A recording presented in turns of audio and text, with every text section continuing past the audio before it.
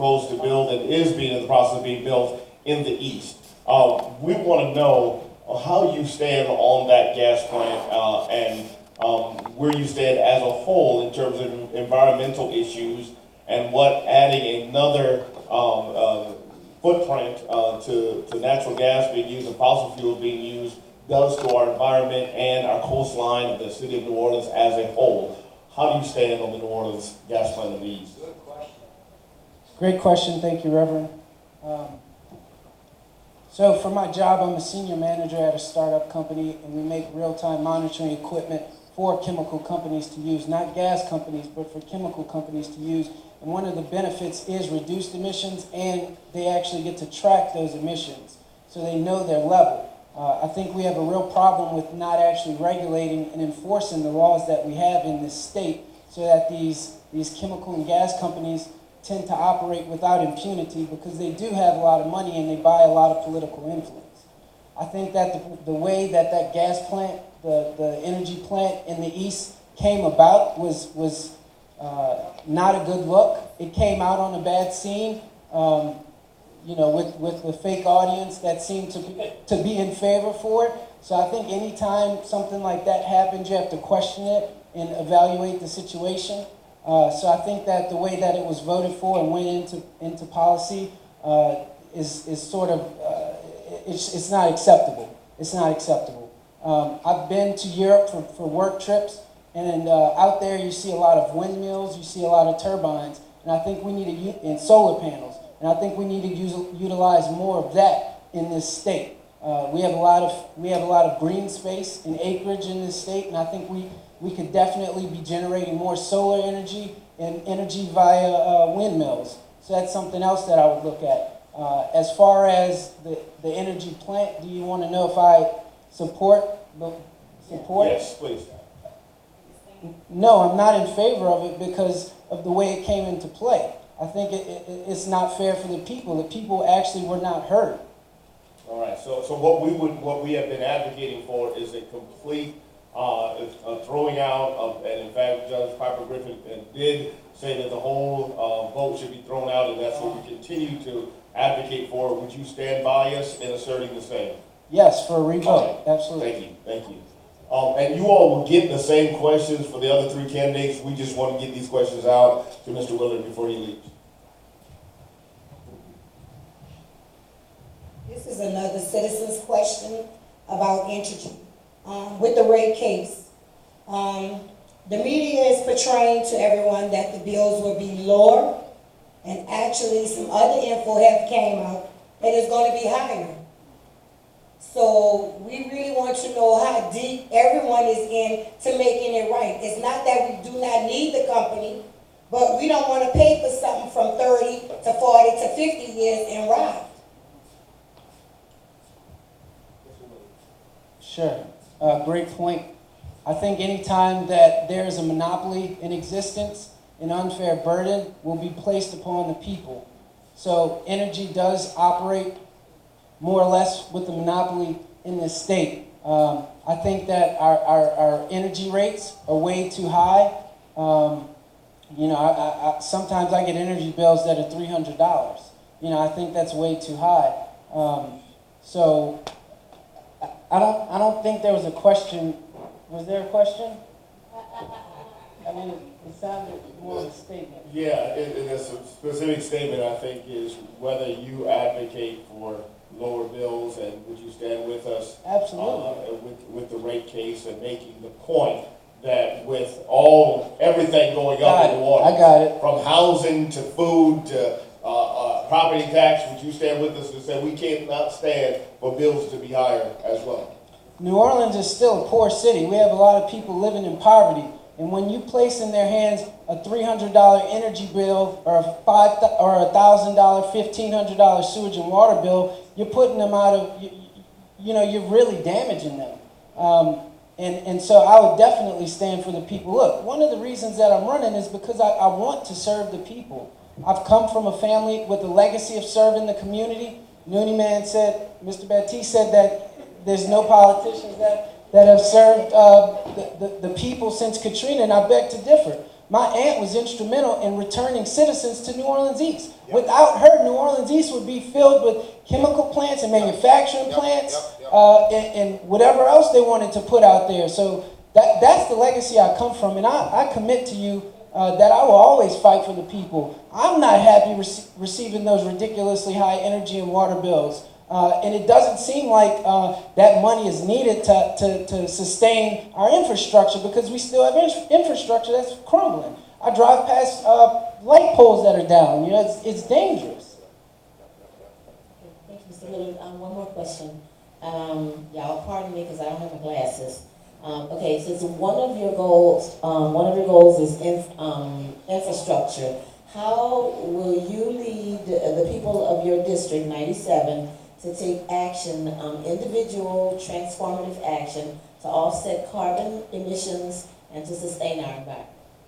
Yeah, I mean, if you want to offset carbon emissions, then I think we need to have safer pedestrian and motorcycle in the city, in the state. We have way too many people that are being hit and killed in accidents when they're on a motorcycle or a bike. So for carbon emissions in this area, I think that's where we would have to start. We have to prioritize the safety of pedestrians, bicyclists, and motorcyclists.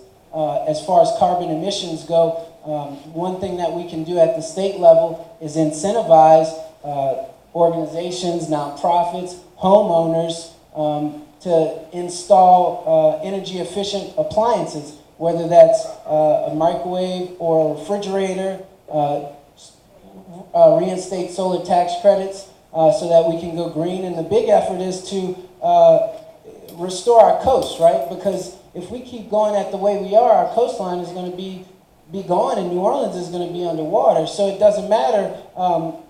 You know, we have to prioritize some of this stuff. Thank you, Mr. Willard. It's 5:44. If you could just make some closing remarks, and then we're going to move on with our other candidates, please. Again, thank you for allowing me to be here tonight. I'm always honored and humbled to be in the presence of people who are fighting for the community and fighting for the common man.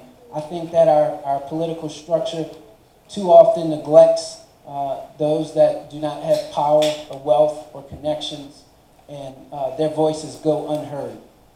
And I've talked to a lot of people on the campaign trail while I was deciding whether I wanted to run for this position who say the same thing. I send emails, I send calls, it's unanswered. You know, I'm the president of my neighborhood association. We get the same thing, the political runaround. There's no reason if a street was supposed to be repaired in 2017 for it to be pushed back again and again and again. In 2019 rolls around, it's still not fixed. You know, and these are the problems that we have. You know, and it's always a ripple effect. It's always a ripple effect. So I want you all to know that as an elected public servant, I will always be accessible. I'll have an open door policy. I want to serve the people. I want to hear your concerns. I can't tell you what the problems are. I want you to tell me what the problems are. And I think that's what we need in politics. We need someone who's going to listen and serve the people, and that's what I fight for, and that's what I'm committed to. Thank you, Mr. Willard. Would you all join me in showing our gratitude for Mr. Willard tonight? Thank you, sir. God bless you in your campaigning. Best of luck to you. All right, everyone, we're going to continue with our three remaining candidates with the same question. Mr. Batiste, since your name was specifically called by Mr. Willard, I'm going to start with you. As he walks out of the room, I don't know if you want to respond to what he said, but also, too, it did take some time to answer the Entergy question that was first posed to him. All right. I see it in the office. His 18 not in the office now. But she did do a good job. But what you asking?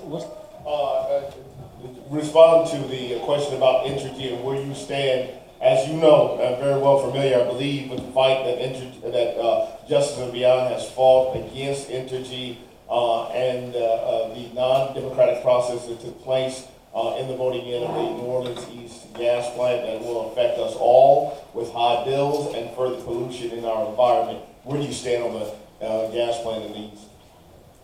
I think the gas plant don't need to be in the East.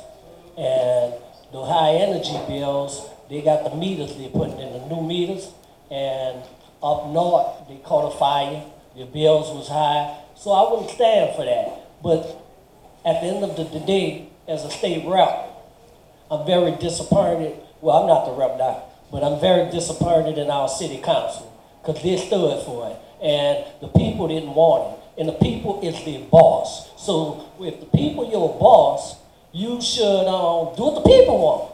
And me, I will oppose the energy plant. I will march with y'all with a sign. We will shut it down because the bottom line, that energy plant gonna kill a lot of people. Thank you, Mr. Batiste. Mr. Green, the energy plant, the gas plant in the east. Well, I do want to make it clear, I'm not for the state of Louisiana stepping into issues that involve a locally regulated entity, because that's what we all push for. I mean, not all. My point is that citizens decided some time ago that we wanted to regulate energy. That involves the processes of them expanding their operations and their plants.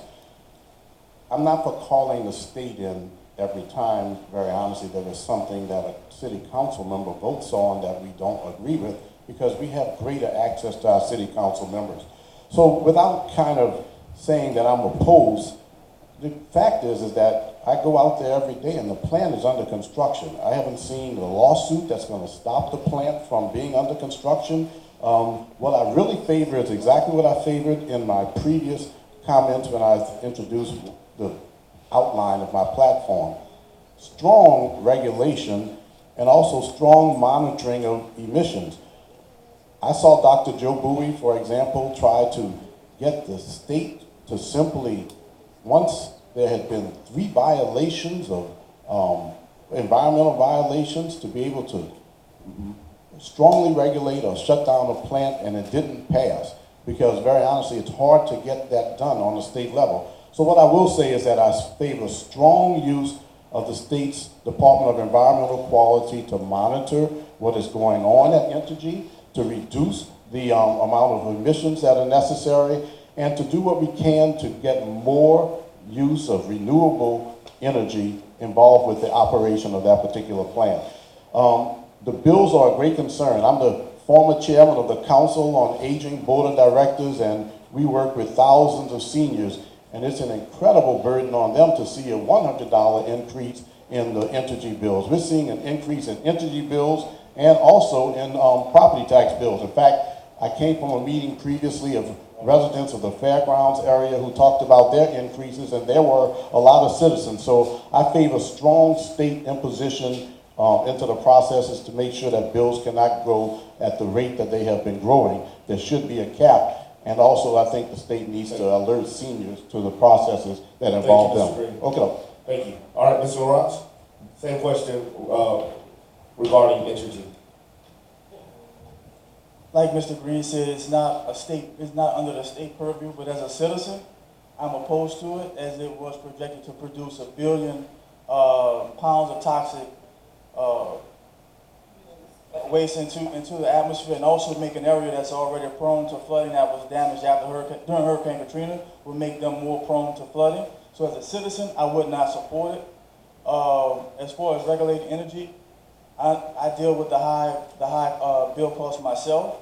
We have a situation within the city where we're dealing with monopolized businesses that are operating within the city, and they don't have a level of service that meets what we're paying for it. Energy, Cox Cable, we're paying astronomically with bills, but not having a service that's on par for what we're paying for. So I'm all about the citizens and fighting on their behalf and their rights, and make sure that we can afford to live in this city that we call home. All right. Thank you very much.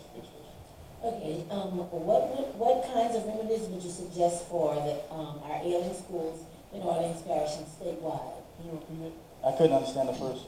Okay, what kinds of remedies would you suggest for our ailing schools in Orleans Parish and statewide? Orleans is all chartered. Okay, some remedies that we have. I believe we have to get local New Orleanians back into the schools. Cultural competence. People that understand the kids, can relate to the kids, and understand what type of environment that they're coming into, A big thing that I've been a proponent of me working in charter schools in the past and being on a board is not being culturally competent, and where we have two kids, one kid comes from a home where a two-parent home where the parents are educated, and you have one kid who parent is not in the home. So what happens then is their grades are based on homework when they don't have resources at home to help them with that homework. So it's unfair to that particular kid, because the kid that has the resources at home is going to do better in that course because they have help at home. So having people that come from the community get into schools and train them to become teachers and to be a focal point and educating them, we need locals back within our educational system. And also we need vocational training back in our high schools, so when we send our kids out in the world, that they have some type of marketable skill, that they can go get a decent paying job and become a member of our community. Thank you. Mr. Green, would you answer the same question, please? Education and the schools are so important to the future of the city of New Orleans and the state of Louisiana that it really needs to be given priority. Unfortunately, there's been a lot of politicizing, and there are a lot of suggestions that I actually have, but I'll go into just a couple of them. One is only 12 out of 78 schools in Orleans Parish, the charter schools, are considered to be A or B schools. Many of them, unfortunately, are considered to be failing schools. What I favor is using the tool that is available through the revised statute to take over schools that are failing, and to have the Orleans Parish School Board, which does have the support of resources, to take over schools, to hire certified leaders and certified teachers and make those schools work. Don't just re-charter them because you chartered them previously. Another thing is that I feel that mentoring can help out in our schools. I'd like to see funding for some of the mentoring programs, such as the one that I'm a part of. It wouldn't go to me at all. It would go to some of the administrative needs. The Silverback Society, 100 Black Men, is doing mentoring in schools, and other institutions like that.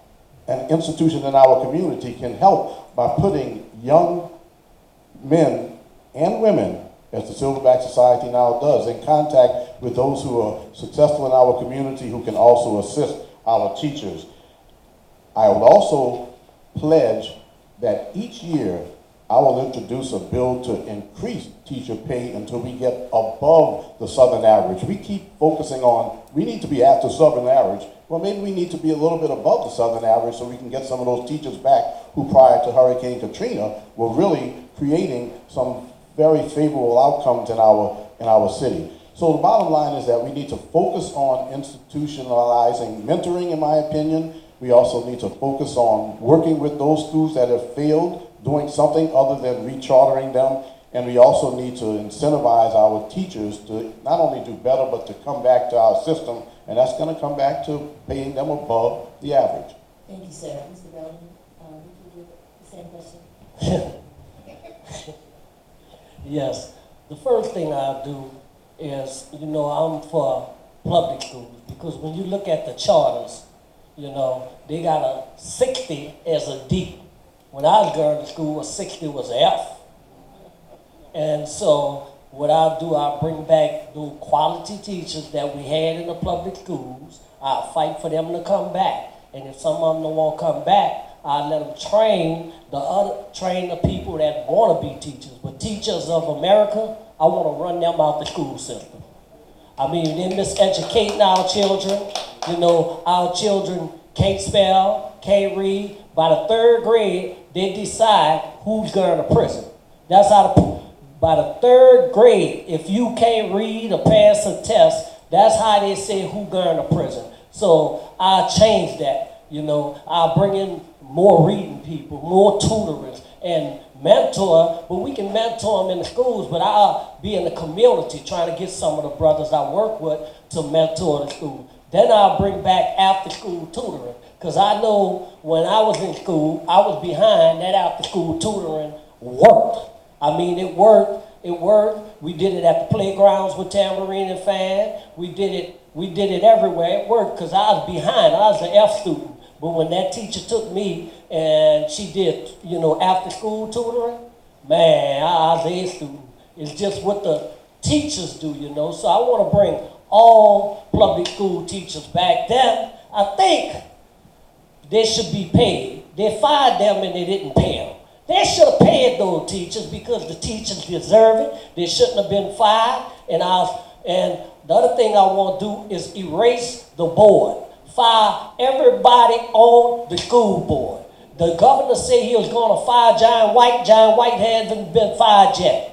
What his name, Henderson Lewis, on a Sunday he walk around with 3 bodyguards. We need to run him back where he come from because he don't want to be in the business of schools.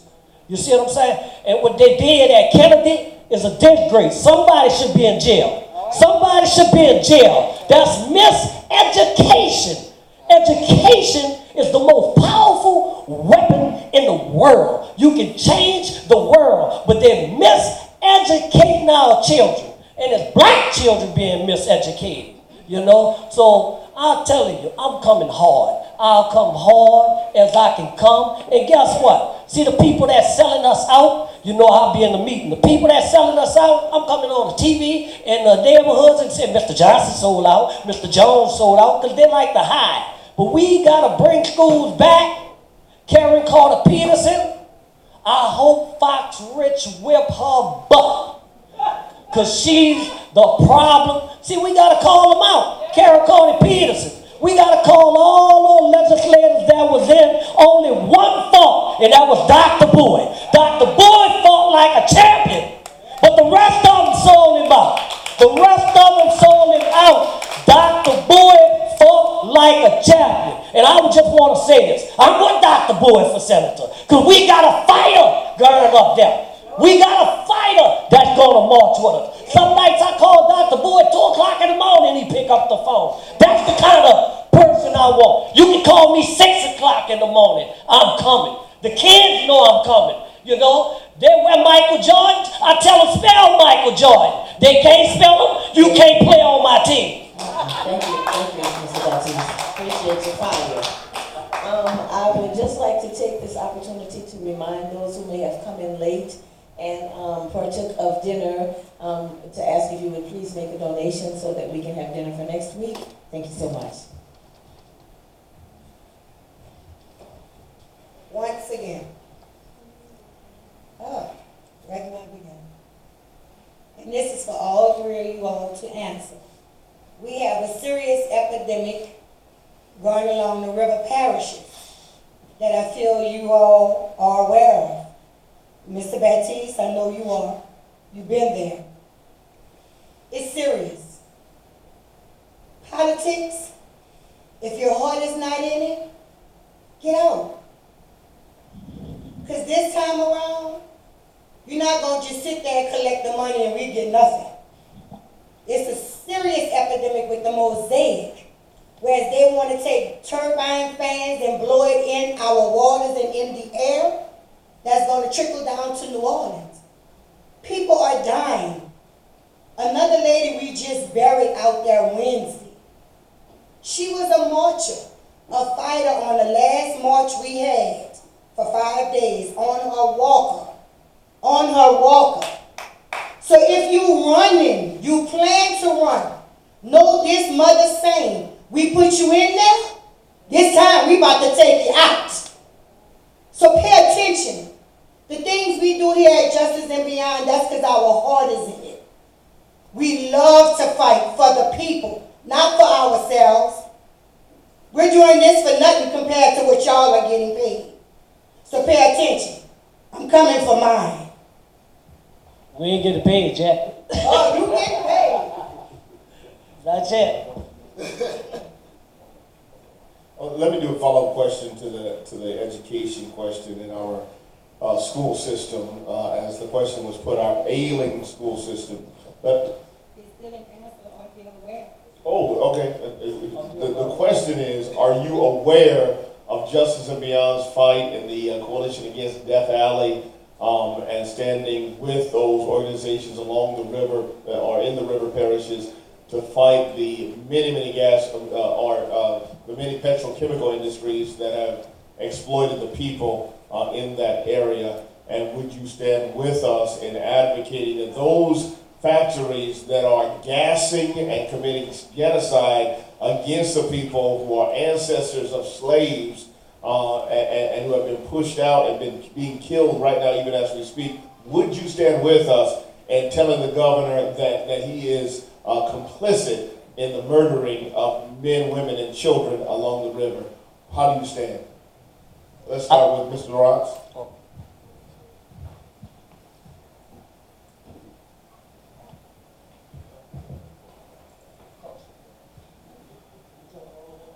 Okay, I stand with you. I would have to be more informed on the actual, if you can give me some more insight on actually what the governor's current stance on Right. what's going on in those river parishes. Okay. So there's a coalition called Coalition Against Death Valley. Right now, for instance, we know about the Formosa plastic plant that is already wreaking havoc in China and other countries around the world, that is now working on permitting to be built right now along the river parishes that will most certainly add pollution to those areas and also continue to add toxins to those areas that will continue to kill people. The governor refuses to do anything about it. One of the fights that we're also actively engaged in is to do something about the company called DuPont Danka that is located within 1,500 yards of Fifth Ward Elementary School. The children have recently gone back to school, and we know that in that area, the chemical pollution is 400 times the EPA stated and accepted limits, to the point that children are suffering from respiratory issues, they're dying of cancer, and the governor and Chuck Brown of LDEQ refuses to do anything about it. And right now the governor stands on his 5 platform statements and refuses to even take up this issue at all. And so we need someone that's going to stand with us on the state level to say, Governor, we're not going to tolerate you killing our children any longer. It's something right now that I don't have enough information on. Like, I don't have enough information to give you a hard yes or a hard no. But I'm all. Hold on. Are you for or against petrochemical industries that are most certainly polluting and killing our children along the river parishes, and also adding emissions that are? You're most certainly aware of the fact that scientists have given us 10 years to get this climate change issue under control, or else we're all doomed. And so anything that's further adding more emissions is a negative. Would you agree with that? I would agree totally. All right. But as stated, we know for a fact that the chemical toxins that are being emitted along the river parishes are absolutely killing our children. And would you say that you would stand against anything that's emitting toxins that are far beyond the EPA standards? Yes, sir. I most certainly would. All right. Mr. Green? And I want to echo that. I certainly would. As I pledged earlier, I had an opportunity to spend some time in the House, and I saw Dr. Joe Bouie and others who were involved with efforts to get the state to regulate and to fine those whose emissions exceed standards, whether it be state or federal. So the answer is yes, and I know I could easily say yes, but I want to say this. I had an uncle and an aunt who died in Norco, Louisiana, and they died both from cancer. And very honestly, when I was younger, this was in high school, I kind of knew why they had died. You could smell the emissions in Norco as you approached Norco. And since then, to be very honest with you, in some respect, it's gotten worse, that you can drive along Airline Highway and there's a stretch where you can feel what's in the atmosphere. So I feel very confident that we're all going to agree on that, but I do want to make it clear that it is a top priority of mine because I've experienced it firsthand. And to be very honest with you, I think that we can do better. I think that you can have the product and you can have the output, but you can still protect the citizens around you, and to the extent around the plant especially and along the river. And I will do everything that I can to make sure that we use whatever resources, federal and state especially, are available to us to control and even reduce emissions in the air and in the groundwater. Thank you, Mr. Green. Mr. Batiste, please. Yes, you get a yes from me. I had been to St. James, and to see those people, houses, to see the people that caught cancer, to see the people that died is a disgrace. But when we talk about the governor, we got to talk about Cedric Richmond too. Because Cedric Richmond, that's his district. He has did nothing either. When you look at from Louisiana down to New Orleans, that's all they're building. That's all they're building, new plants and everything. Now, look, we got something in New Orleans, Garden Plaza. Garden Plaza, 40 years the people have been living on that land. 40 years, kids and children have died. How can you call yourself an elected official if you watching that? Because, see, the elected officials should be booked with murder. They should be booked with murder. That's the bottom line. So I'm for it. Even Uptown, they just found some stuff, and they're going to say, oh, Gertown, oh, we don't know, and this and that. Well, what the people in the white suits there for? It don't take a rocket science. But I'm disappointed. Like I told y'all, I'm with Dr. Bouie. But I'm disappointed in everybody else that represent, because they can go to the governor and demand that he do the right thing. And guess what? St. James have been marching. New Orleans went up there to St. James. They went up there strong. We lined up. We had to put stuff on our face. It's sad. I saw little children out there. I wanted to cry because it was sad and it was wrong. The governor will have to lock me up, because I'll stand in his desk. I'll follow him around. I even run him with a baseball bat, because it's wrong. It's murder. I just want to say, for anybody who is not aware of what's going on in St. James and in the river parishes, it is genocide. The companies should be responsible for buying out the property of the people who are left there, and whoever has businesses, if there's anything that survived, they should be responsible for buying that out. They bought out all of the Caucasians, they bought the homes, they bought the businesses, and they left the black people there. That is purely blatant genocide, just in case you don't know. Next question.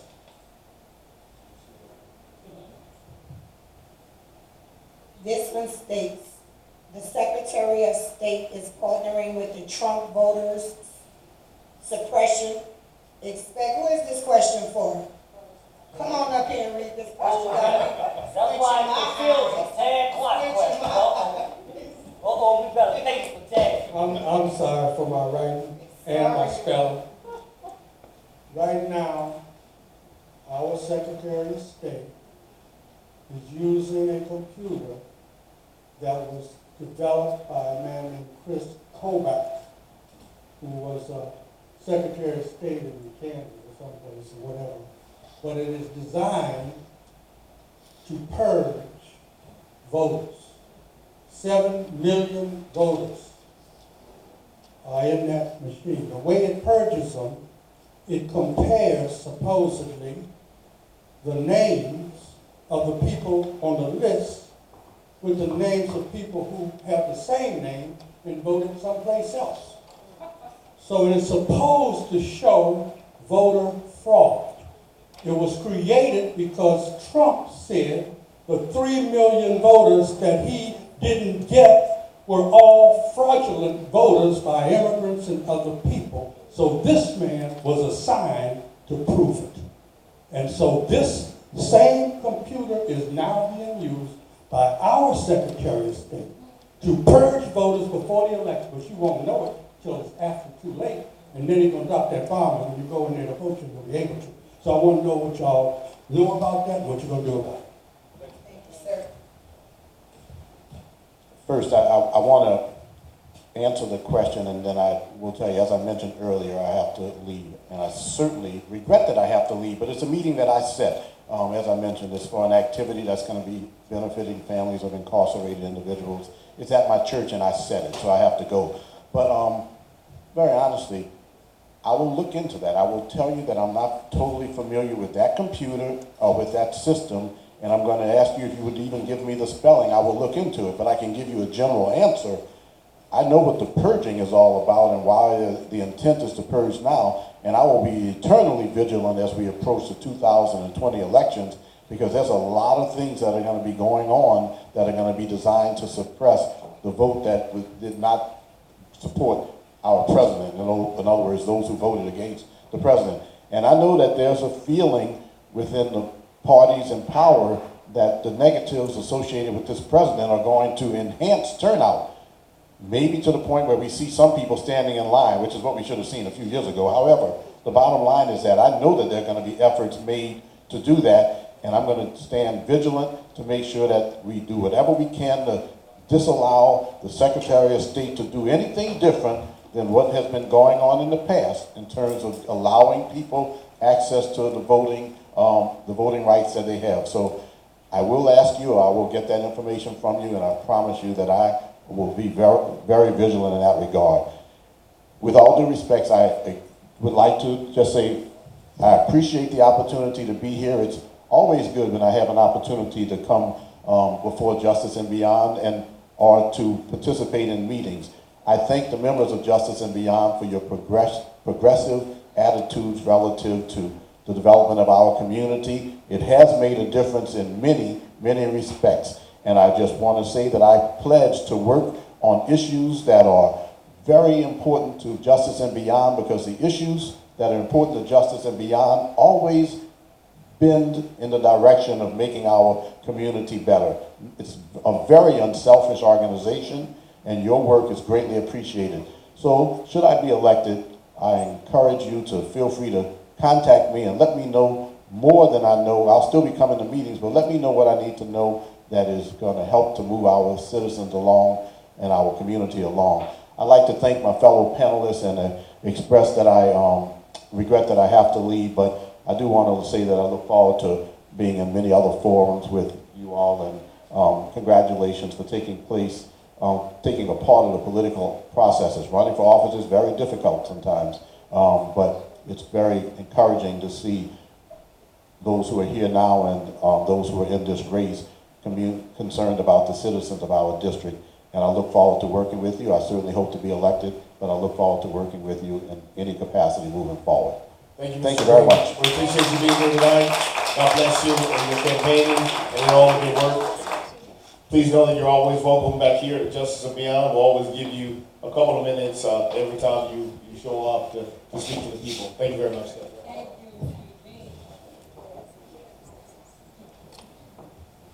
Let's take up the same question. Mr. Batiste, would you want to weigh in on that issue, question regarding the voting machines, on the process? Yes, I want to weigh in. I do everything in my power to stop him. And I try to write a bill to stop him because it's completely wrong.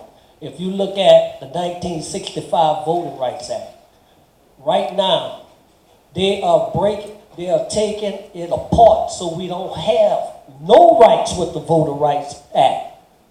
I will act on it that the 1965 Voting Rights Act, I want to fight and bring that back. I want to fight and make sure they took Section 5 or 4 out. I want to put Section 4 and 5 back because that was there to protect us. And the Supreme Court took it out. But I will travel city to city to bring the 1965 Voting Rights Act. But my bill would be just what Brother Taz said. We got to stop him and urge Glow, that's Trump, urge Glow, we gotta stop. So, you know, it's like voter suppression what they're doing. That's what it is.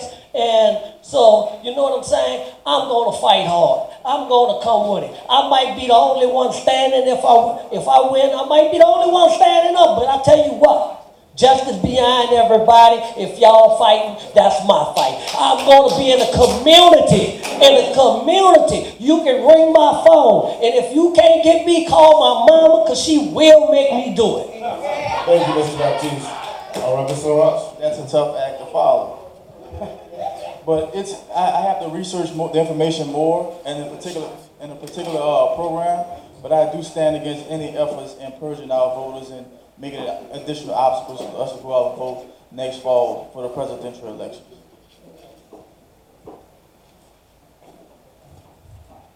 Thank you. New question. what would you do to curb tax breaks and giveaways to oil companies and other multinational corporations? What, and in what reference, who asked the particular question?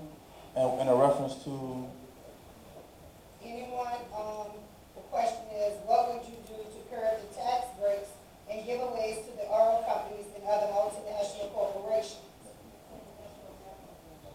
That was your question? well, we still have to start looking at the different types of tax incentives that we give to companies that does not benefit us locally. Everyone is benefiting from tax breaks and tax incentives, yet we still have a huge unemployment rate amongst our African American males in this city.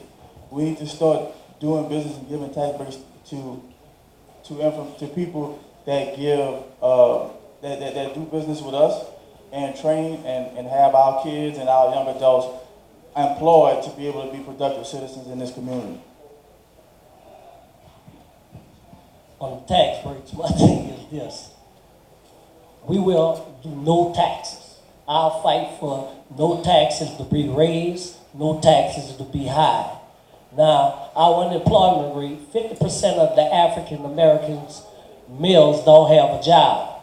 44% of the kids live in poverty. 83% of them live in a single household.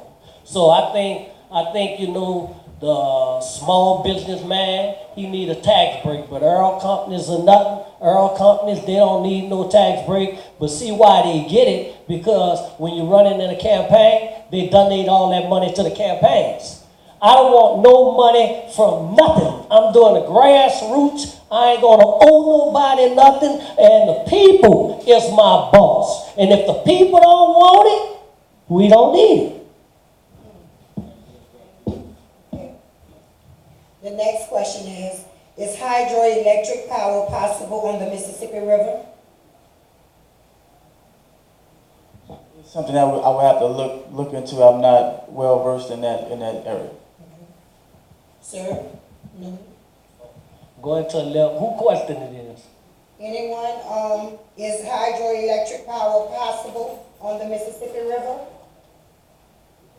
I'm trying to see what they was trying to say more, you know? You asked that question? Maybe an example of. Give an example of which. That's all you said. No. Instead of using natural gas, we also use.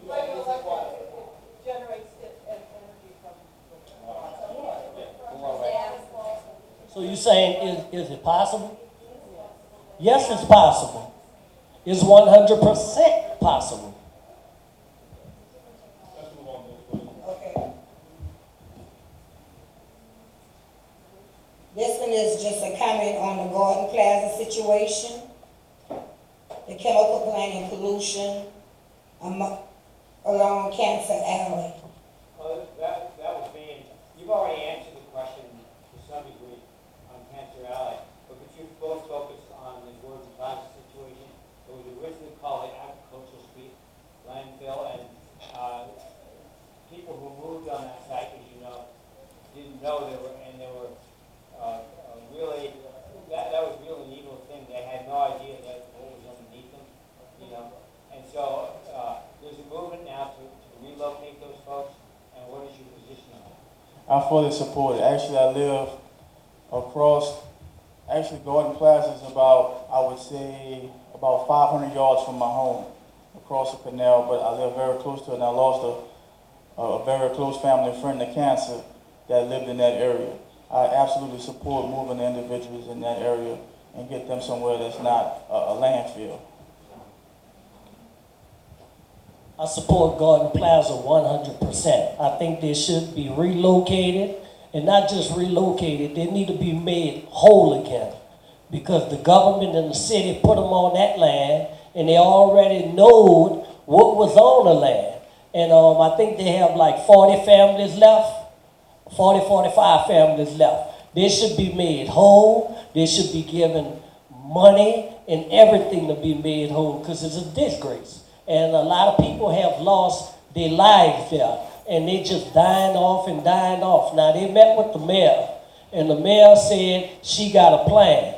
But Miss Mayor Latoya can't tell, get it straight. They need help right now. We waste millions of dollars on a lot of stuff. But Garden Plaza, we got to help them now. They need help now. They've been crying for 40 years. Okay. The next question is, what is your plan to reduce climate change?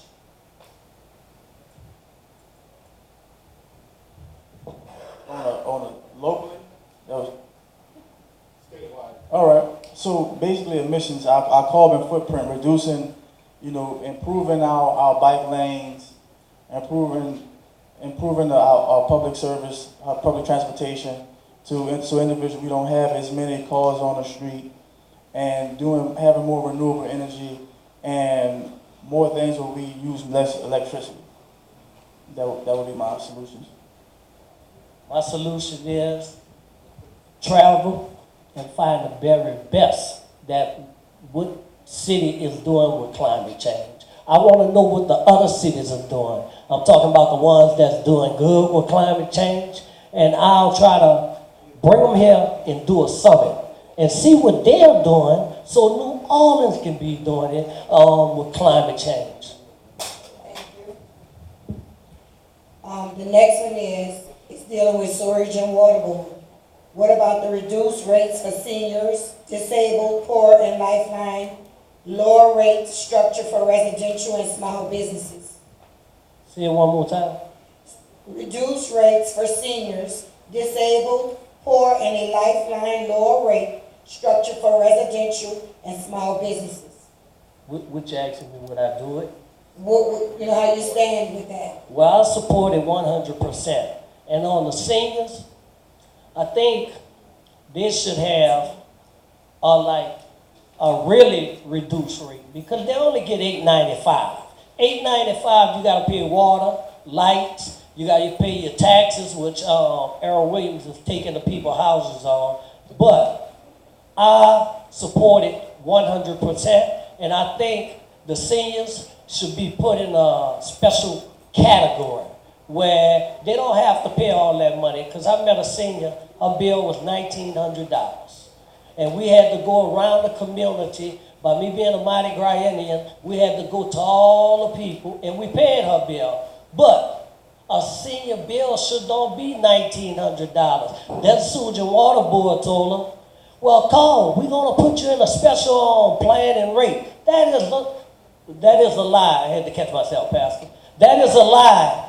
That is a lie, because guess what? All of us probably didn't have water bill problem. And when you call Sewage and Water Board, oh, we can't help you, this and that. But on the TV, they're saying they can help you. But I'm for it 100%. Like I told y'all, I'm telling y'all, I've been thinking about it. Sewage and Water Board, we bring 2 other companies here to compete with them, right? I bet you won't have a problem no more. That's right. Well, all of the above. Entergy, cable, surge, and water board. And we ask that y'all do join Justice and Beyond in our fight, because if y'all don't know, we've been on the battlefield with them too.